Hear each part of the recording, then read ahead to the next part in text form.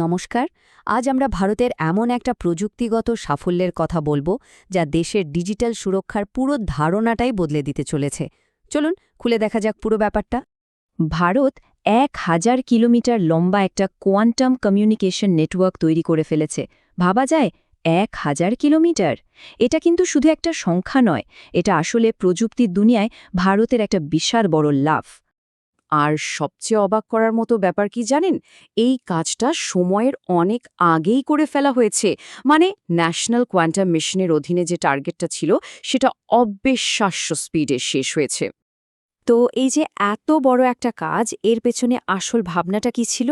চলুন জেনে নিই ন্যাশনাল কোয়ান্টাম মিশন সম্পর্কে আর বোঝার চেষ্টা করি ভারতের জন্য এই কোয়ান্টাম লাফের মানেটা ঠিক কি।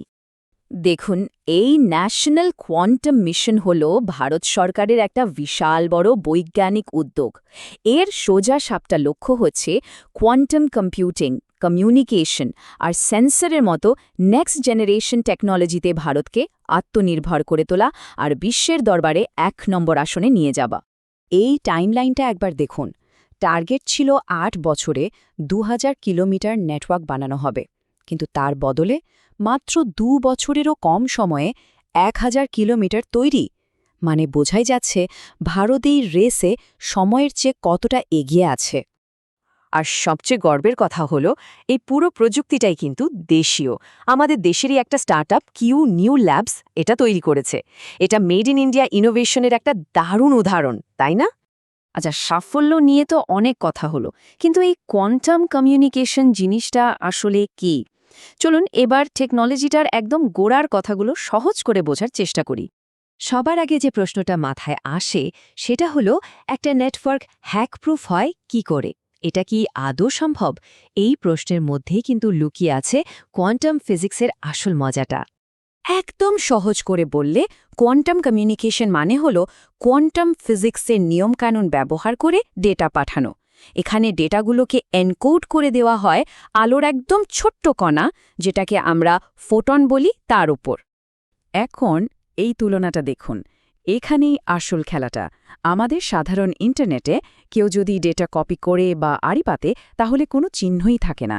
কিন্তু কোয়ান্টাম নেটওয়ার্কে কেউ ডেটাটা শুধু দেখার চেষ্টা করলে ফোটনের অবস্থা বদলে যায়, আর সাথে সাথেই একটা অ্যালার্ম বেজে ওঠে। আর এটাই একে প্রায় হ্যাকপ্রুফ বানিয়ে দেয়। এই যে আমরা এটাকে আনব্রেকেবল বা অভঙ্গুর নেটওয়ার্ক বলছি, এর পেছনে আসল টেকনিকটা কি? কিভাবে এটা এতটা সিকিউর হয়? চলুন গভীরে গিয়ে দেখি। এর আসল রহস্যের নাম হল কোয়ান্টাম কি ডিস্ট্রিবিউশন, বা ছোট করে বললে কিউকেডি। এই টেকনোলজিটাই হল পুরো নেটওয়ার্কটা সিকিউরিটির মূল ভিত্তি। দেখুন, প্রসেসটা কিন্তু দারুণ মজার। প্রথমে একটা গোপন এনক্রিপশন কি ফোটনের মাধ্যমে পাঠানো হয়।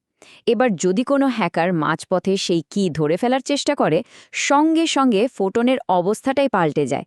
সিস্টেম এই পরিবর্তনটা ধরে ফেলে আর সাথে সাথেই ওই কিটা বাতিল করে দেয়। ব্যাস, হ্যাকিংয়ের চেষ্টাই ব্যর্থ। এই টেকনোলজিটা কিন্তু শুধু একটা টেকনিক্যাল অ্যাচিভমেন্ট না। আজকে দুনিয়ায় যেখানে সাইবার অ্যাটাক রোজকার ঘটনা, সেখানে এটা ভারতের জন্য একটা নতুন ডিজিটাল বর্মের মতো। আচ্ছা, জাতীয় স্তরের গুরুত্বটা ঠিক কতটা? একটা কথা তো আমরা সবাই মানি, আজকের ডিজিটাল যুগে ডেটাই হলো সবচেয়ে বড় শক্তি, আর সেই ডেটাকে সব রকম বিপদ থেকে বাঁচিয়ে রাখাটাই একটা দেশের জন্য সবচেয়ে জরুরি। এই নেটওয়ার্ক ঠিক সেই কাজটাই করবে। এই টেকনোলজিটা সরাসরি সুরক্ষা দেবে দেশের সবচেয়ে সেন্সিটিভ জায়গাগুলোকে, যেমন ধরুন আমাদের মিলিটারি আর ডিফেন্স কমিউনিকেশন, দেশের পুরো ব্যাংকিং সিস্টেম, সরকারি ডেটা আর পরিকাঠামো, এমনকি ভবিষ্যতের 6G নেটওয়ার্ককেও। এই সব ক্ষেত্রে তথ্যের সুরক্ষাটা সবথেকে বেশি দরকার। মানে এই একটা সাফল্যের হাত ধরে ভারত এবার সাইবার সিকিউরিটির দুনিয়ায় বিশ্বের প্রথম সারির দেশগুলোর ক্লাবে ঢুকে পড়ল। এটা বিশ্বমঞ্চে ভারতের টেকনোলজিক্যাল পাওয়ারকে আরও মজবুত করবে। দেশের বড় বড় ক্ষেত্রের কথা তো হলো, কিন্তু সাধারণ মানুষের রোজকার ডিজিটাল জীবনে এর কি প্রভাব পড়বে? চলুন এবার সেই দিকটা একটু দেখি। ভাবুন তো, আমাদের রোজকার ইউপিআই পেমেন্ট বা অনলাইন ব্যাংকিং লেনদেনগুলো এখন থেকে আরও অনেক বেশি নিরাপদ হবে। কেউ ডেটা চুরি চেষ্টা করলেই সিস্টেম সঙ্গে সঙ্গে ধরে ফেলবে। ঠিক সেভাবে আমাদের ব্যক্তিগত মেসেজ বা জরুরি কোনো ডকুমেন্ট সবকিছুই যেন একটা আনব্রেকেবল লক বা অভঙ্গুর তালার মধ্যে সুরক্ষিত থাকবে। আমাদের ডিজিটাল কথাবার্তা হবে সত্যি প্রাইভেট। শুধু তাই নয়, আমাদের রেল বা পাওয়ার গ্রিডের মতো জরুরি পরিষেবাগুলো কিন্তু সাইবার হামলা থেকে সুরক্ষিত থাকবে। এর ফলে আমাদের দৈনন্দিন জীবন আরও বেশি স্টেবল আর নিরাপদ হবে। কিন্তু এর এফেক্টটা শুধু এইটুকুই না, আরও অনেক বড়। এর ফলে প্রযুক্তিতে দেশ আত্মনির্ভর হবে, দেশের অর্থনীতি বাড়বে আর প্রচুর নতুন কাজের সুযোগ তৈরি হবে। মানে এটা একটা চেইন রিয়াকশনের মতো কাজ করবে। তাহলে মোদ্দা কথাটা কি দাঁড়ালো? এই নেটওয়ার্কটা ভারতের ভূমিকায় একটা মস্ত বড় পরিবর্তন আনছে। দেশ এখন আর শুধু টেকনোলজির ব্যবহারকারী নয়, বরং টেকনোলজি তৈরি করছে, তার উদ্ভাবক হয়ে উঠছে। তো শেষ করার আগে একটা প্রশ্ন মাথায় আসছে। এই পদক্ষেপের মাধ্যমে ভারত কি আসলে ভবিষ্যতের ইন্টারনেট তৈরির দিকেই এগোচ্ছে? হয়তো এই সাফল্য এক নতুন ডিজিটাল যুগের শুরু মাত্র। ভাবার মতো বিষয়, তাই না?